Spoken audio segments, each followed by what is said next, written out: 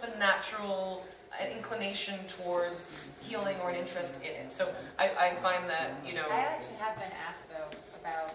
Somebody asked me about their back pain. Like, I could help them. And I was like, well, the best thing I would tell you to do is go see an acupuncturist or a chiropractor.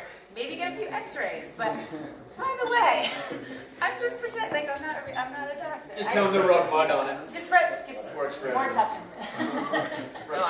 Rub some mud on it.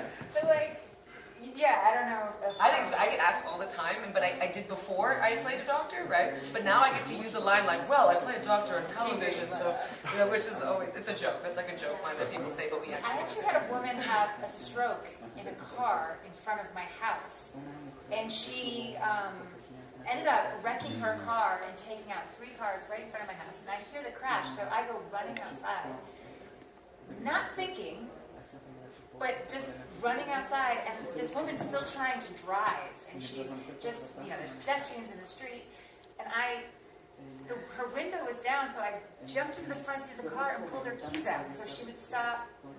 Like, we got her to stop the car, but I pulled the keys out, and then when I stopped, I started to shake, because I was, where did I get the idea that I actually could do something like that?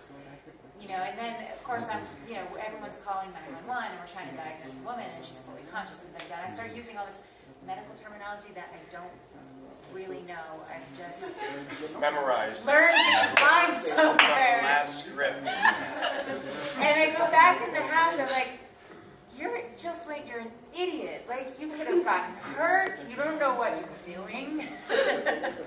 You have no clue.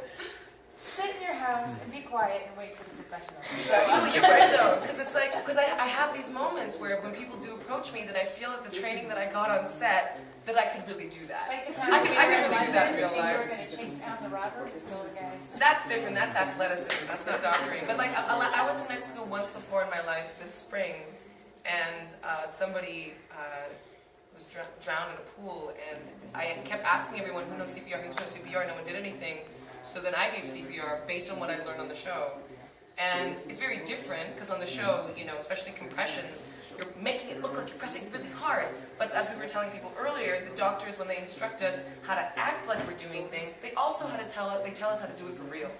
So they're like, well, on TV, you're going to do this, but in real life, you have to try to break their ribs. Yeah, and so if you do CPR right, you probably break a rib. you break their ribs. Like, you're like jumping on somebody, right? So when I was actually doing it, it was this weird split moment where I was like, wow, I'm actually doing this thing, and it's so different than doing it on television. But I actually know what I'm doing based on what I did on television. And I'm not the best equipped person in this space right now to be doing this somehow, based on my work as a doctor on television. Leonardo DiCaprio and Catch Me If You Can.